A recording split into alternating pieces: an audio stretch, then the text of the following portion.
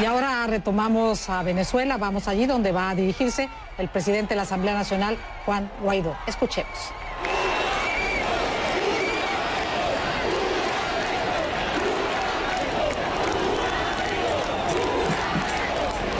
Gritemos con brío, compatriotas fieles. Dios bendiga a Venezuela. Dios, hoy y Jesucristo ha recorrido todo el país. Santo.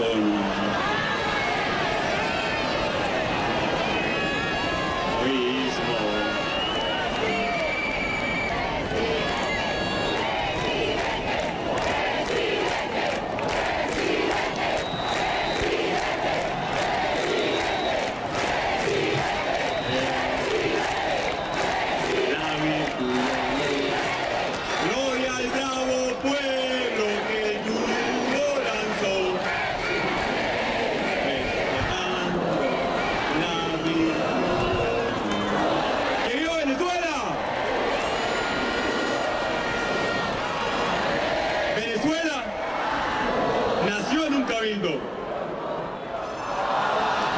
La independencia, el futuro y hoy en cabildos renace la esperanza de punta a punta, de costa a costa, de toda Venezuela. Hoy no solamente Caracas está en la calle. Desde Carúpano, Guiria, pasando por Anaco, pasando por Puerto La Cruz, llegando a Miranda, yendo al occidente de nuestro bello país, los llanos, los Andes. Adivinen cuál fue la respuesta de toda Venezuela.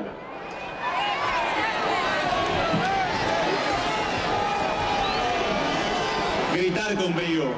En cada esquina de Venezuela, en cada lugar, en cada rincón, en más de 53 concentraciones en todo el territorio nacional. Trataron de hablar de una contramarcha. Cuando esos ciudadanos también se vinieron para acá a escuchar el mensaje de cambio y alternativa que tiene este país. Y en los 53 puntos de Venezuela y los más de 200 en todo el mundo. Es importante este sitio. No es casual que la convocatoria haya sido a la Plaza Juan Pablo II. ¿Recuerdan ustedes esas palabras de San Juan Pablo II? Debemos hoy decirlas con fuerza en todo el territorio de Venezuela. Venezuela, despierta, reacciona. Y este es el momento de la democracia. Este 23 de enero recuperamos la nueva independencia en cabildos en todo el territorio nacional. Hemos esperado este momento durante años. Hemos construido marcha a marcha, sacrificio de tantos jóvenes, estudiantes, mártires que hoy están aquí con nosotros. Hoy el espíritu de todos nuestros mártires, y por aquí cayó uno muy querido por todos, Neomar. Ellos están aquí hoy. Y por mucho tiempo nos preguntamos si valdría la pena la lucha, que si valía la pena quedarnos, que si valía la pena insistir. Y lo dijimos el 5. Si desistimos, todo ese esfuerzo habrá sido en vano. Si por el contrario, como estamos haciendo el día de hoy, insistimos, salimos a la calle hasta lograr la libertad, todo el sacrificio de Venezuela habrá valido la pena. Hoy vale y va a valer. Desde los que usurpan los símbolos del poder piensan y en su cálculo está que se desinfle la calle, que nos cansemos. Para los que están hoy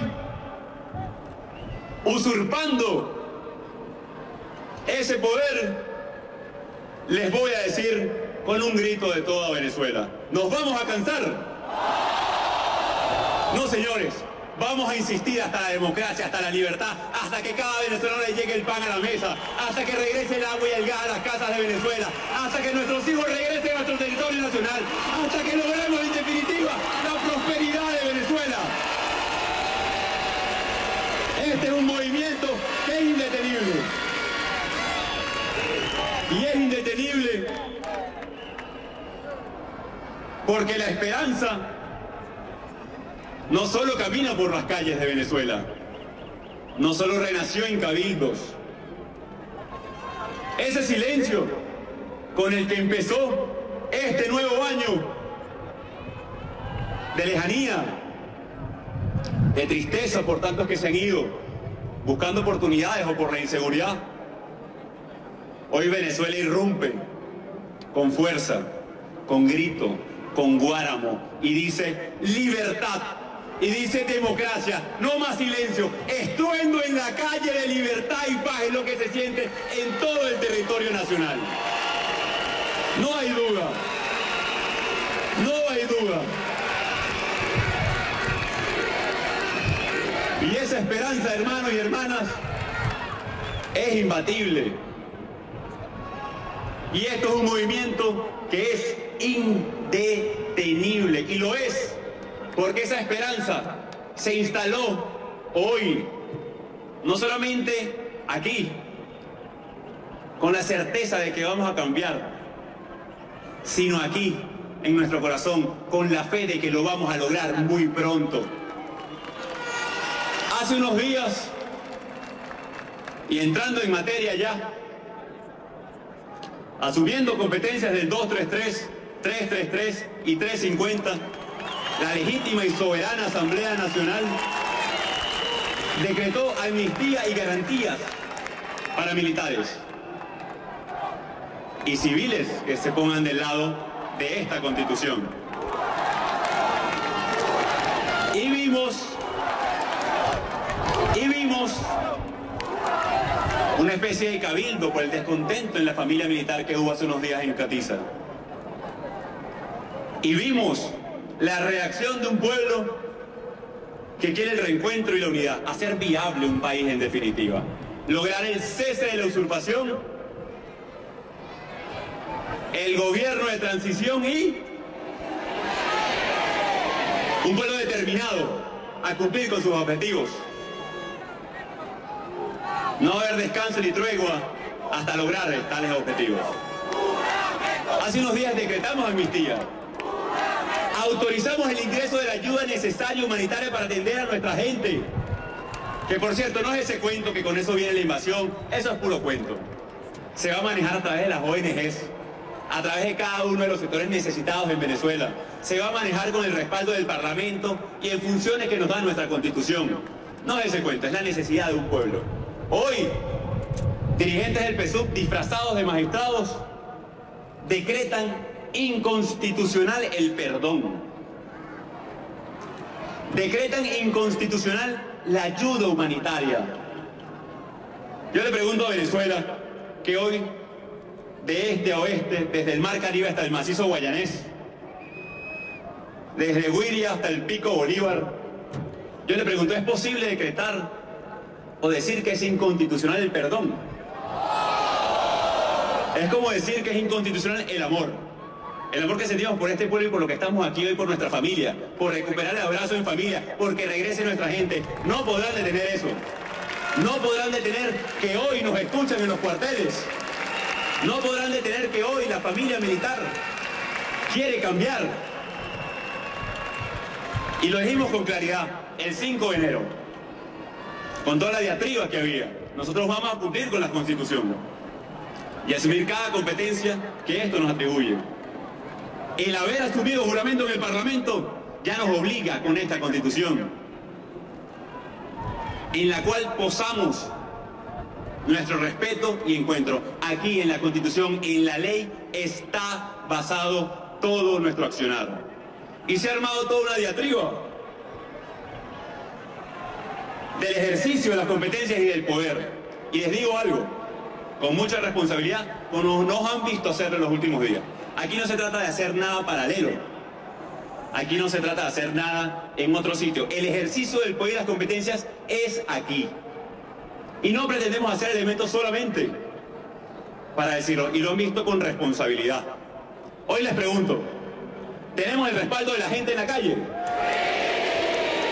Factor fundamental y que debe continuar movilizado, que en los próximos días vamos a ir a cada sector, lo discutía con el diputado vicepresidente y primer vicepresidente.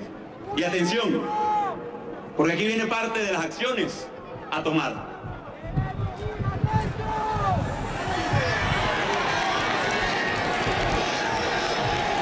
El fin de semana, atención, Venezuela, porque esto tiene que ver con todo, no con una sola persona, y ustedes lo saben.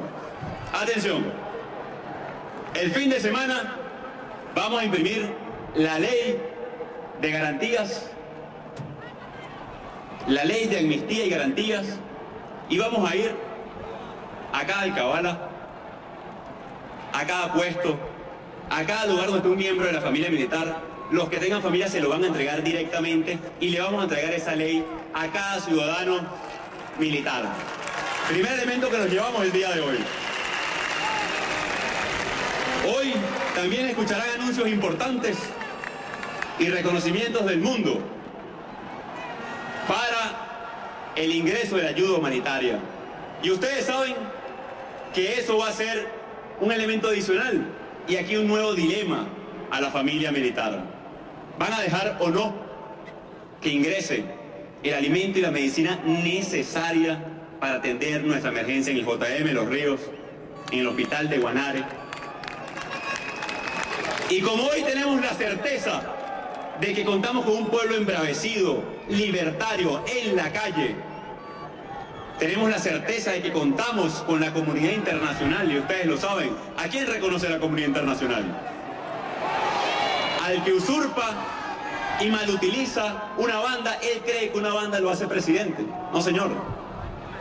Hay elementos que no se pueden comprar ni robar, como el respeto, la familia, la admiración de nuestra gente, el honor. Y eso lo da el darle la cara siempre a nuestra gente. Otro factor adicional, la unión, la unidad de todos los partidos. Aquí lo ven. De los sectores sociales, del chavismo disidente. Bienvenidos, hermano. Bienvenidos. Esa ha sido la gran diferencia real de este inicio y esta construcción. La fortaleza y la unión de todos los factores. Y lo decíamos, aquí no se trata de torcerle el brazo a nadie.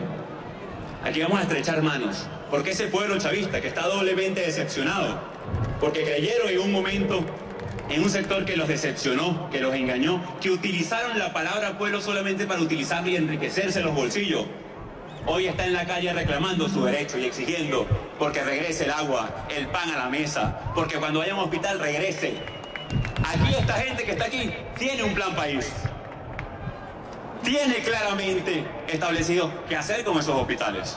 ¿Cuántas camas son necesarias? ¿Cuántos médicos deben regresar a su país? Aquí están los médicos y saben la situación que tienen. Ustedes han ido a hospitales. ¿Vieron lo que pasó en el clínico universitario hace unos días?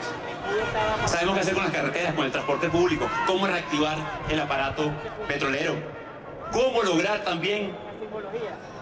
Y atención, que nos presten al país. Porque sin confianza no hay nada. Y saben que nunca podrán recuperar ese elemento en Miraflores. Aquí en las calles de Venezuela, el mundo entero vio dónde está la confianza depositada, en qué institución, con qué autoridad legítima. Así que hay un plan. Y asumiendo competencias, el día de ayer pasó un elemento histórico. El usurpador pretendió separarnos del sistema interamericano de derechos humanos, del sistema de la Organización de Estados Americanos. ¿Ustedes creen que la Asamblea y este único poder legítimo iba a permitir eso? Ayer acordamos y hoy hay que firmar una carta y enviarle al Magno, por cierto, el mantener a Venezuela en el sistema interamericano.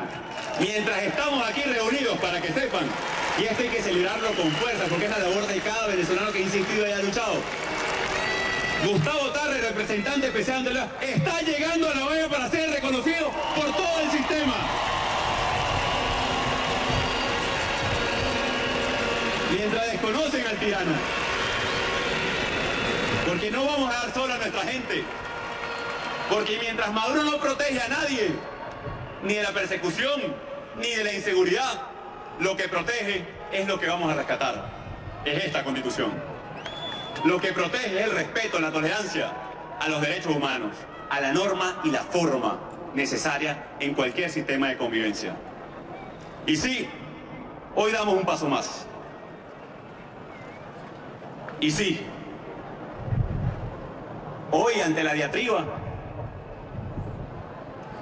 como si no fuera suficiente el ejercer las competencias y para evitar cualquier duda, para evitar cualquier elemento, en unión de los factores, porque ese paso es fundamental. Gremios, sindicatos, Frente Amplio, el pueblo de Venezuela embravecido en la calle que va a salir el fin de semana a entregar esa ley de amnistía, de que nos estamos preparando para hacer una gran marcha y recibir la ayuda humanitaria la primera semana de febrero, y atentos a la convocatoria en los próximos días, porque no va a ser de gratis que entra. Se van a dar cuenta que tenemos que exigir, y ojalá esa familia militar se ponga del lado de esta Constitución. Así que yo, hermanos y hermanas, hoy doy el paso con ustedes, entendiendo que estamos en una dictadura. Llegaron a preguntar de qué era si teníamos el coraje o el valor incluso. Y sabemos que van a haber consecuencias, ustedes lo saben. Pero el ejercicio de nuestras competencias en la calle con la gente, y un pueblo que está unido jamás podrá ser vencido.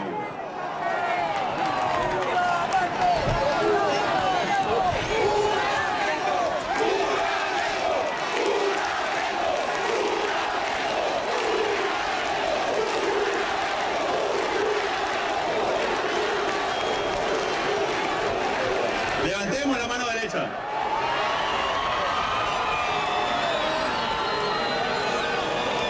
Hoy, 23 de enero de 2019, en mi condición de presidente de la Asamblea Nacional, invocando los artículos de la Constitución Bolivariana de la República de Venezuela, toda nuestra actuación basado en nuestra Constitución, ante Dios Todopoderoso, Venezuela, el respeto a mis colegas diputados y miembros de la unidad, juro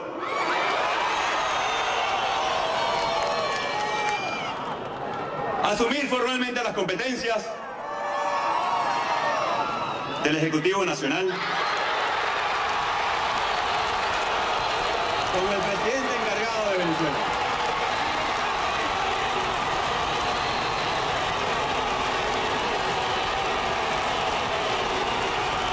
Para lograr el cese de la usurpación, un gobierno de transición y tener elecciones libres. Si así lo hiciere, que Dios y la patria lo premien, sino que os condenen.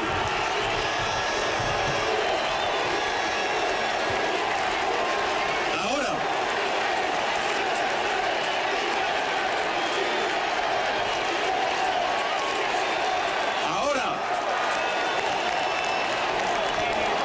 hermanos venezolanas y venezolanos, sabemos que esto no es algo de una persona. Sabemos que esto va a tener consecuencias. Sabemos lo que es necesario para poder mantenernos en las calles de Venezuela hasta lograr la democracia.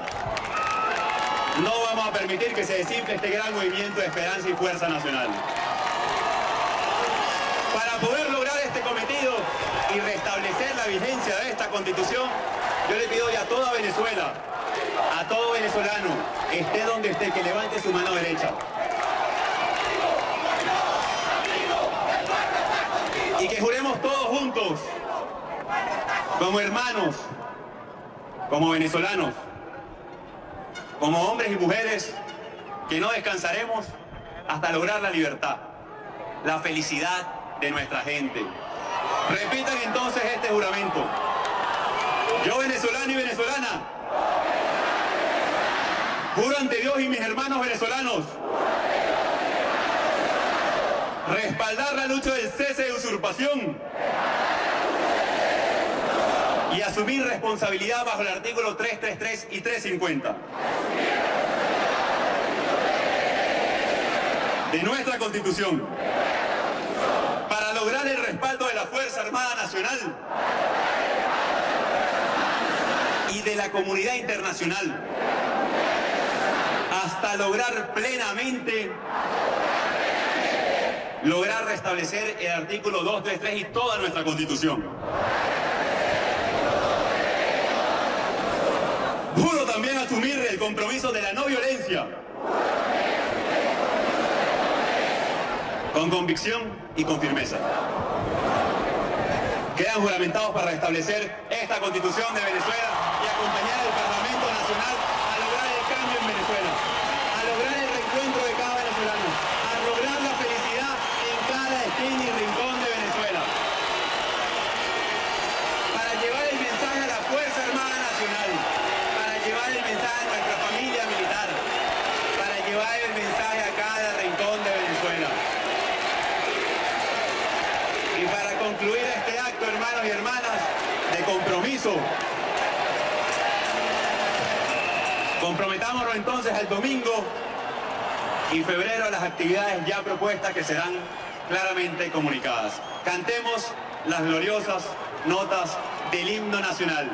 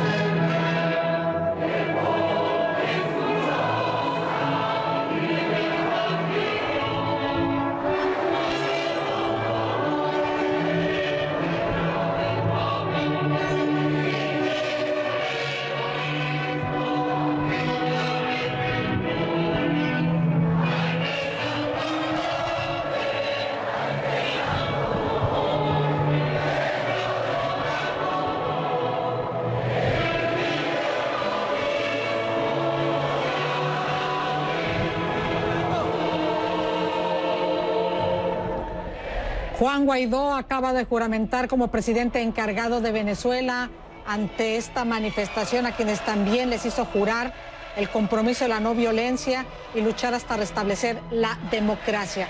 Paso inmediatamente, Carlos Alberto Montaner, analista de esta casa. Hemos escuchado una serie de compromisos. Este fin de semana se va a imprimir la ley de amnistía y garantía. Se promete entregarla a la mayor cantidad de militares posibles, así como otras medidas. Se ha dicho, la calle no se va a desinflar, ha dicho Juan Guaidó, líder de la Asamblea Nacional y quien acaba de juramentar como presidente encargado. ¿Qué viene después de esto? Entre el régimen de Maduro y el gobierno legítimo de Guaidó. Yo creo que tiene todas las de ganar, porque ¿cómo los militares le van a decir que no a esa manifestación de apoyo al pueblo que va a constituir la ayuda humanitaria que va a empezar en febrero? Febrero está el mismo. Yo creo que es muy difícil decirle que no.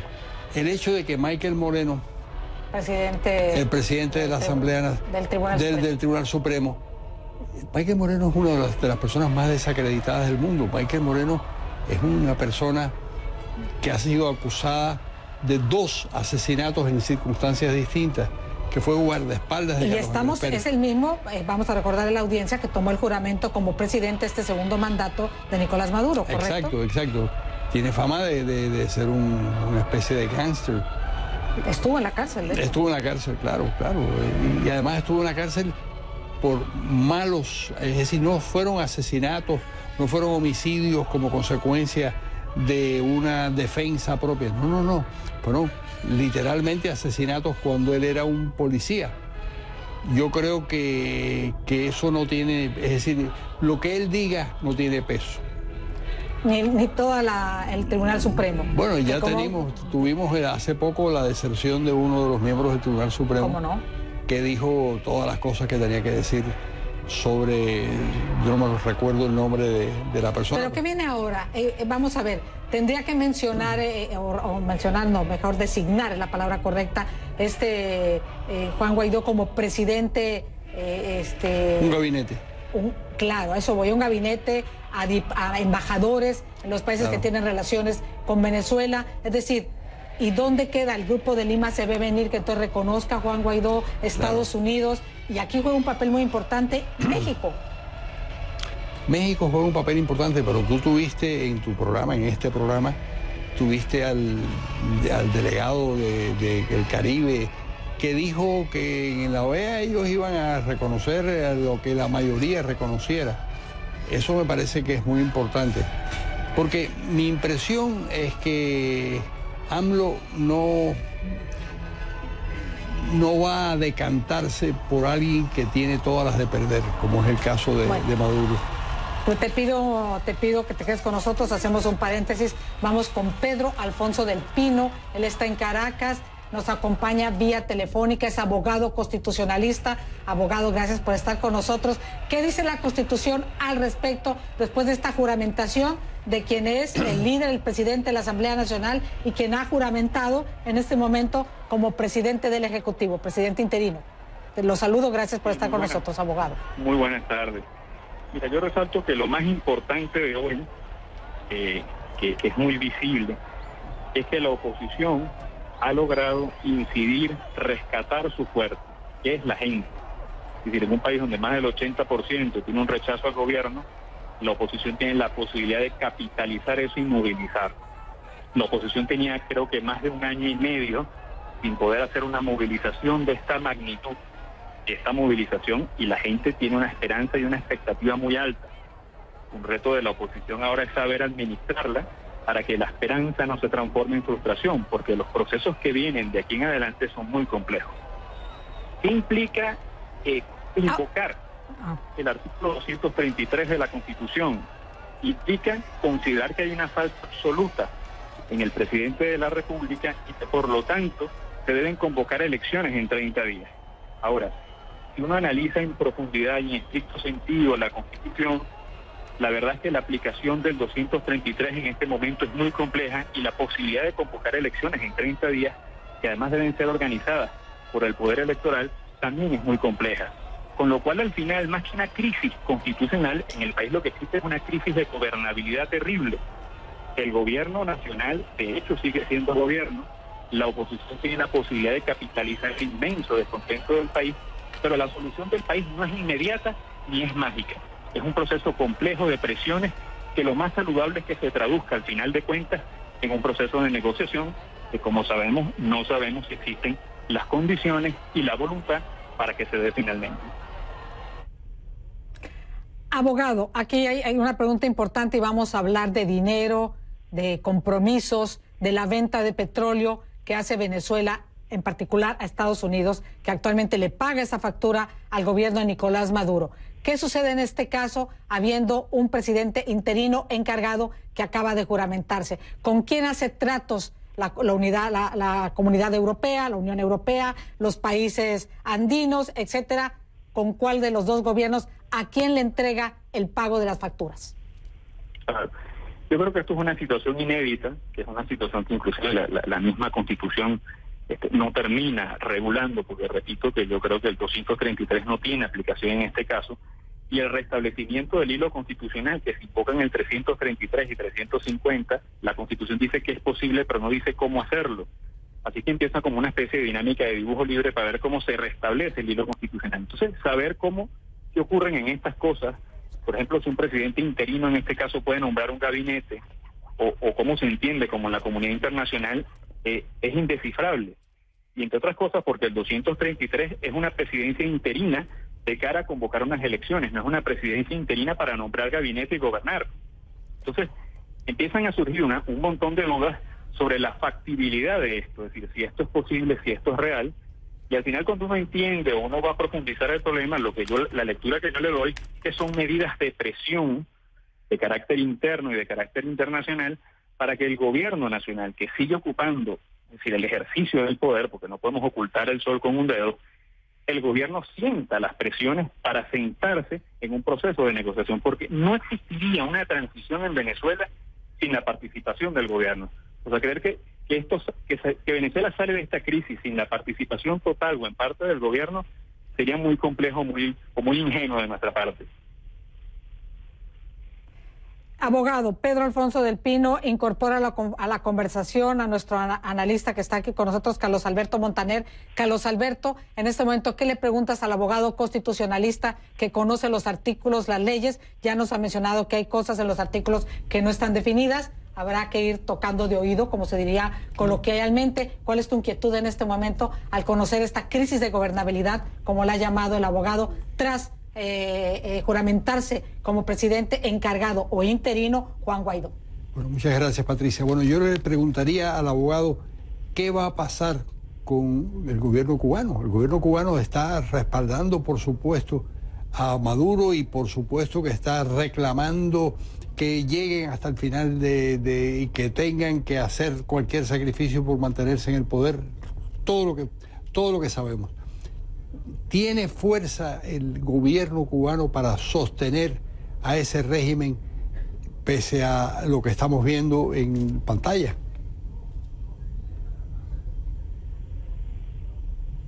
Sí, yo creo que saber qué va a ocurrir, saber qué va a pasar, pues creo que nadie lo sabe, y posiblemente es una de las cosas más complicadas y más peligrosas para el país, porque el país le toca hacer la transición política más compleja de su historia, pero en el medio de la peor crisis económica de la República. Es decir, tenemos dos ingredientes que hacen una receta, pero explosiva.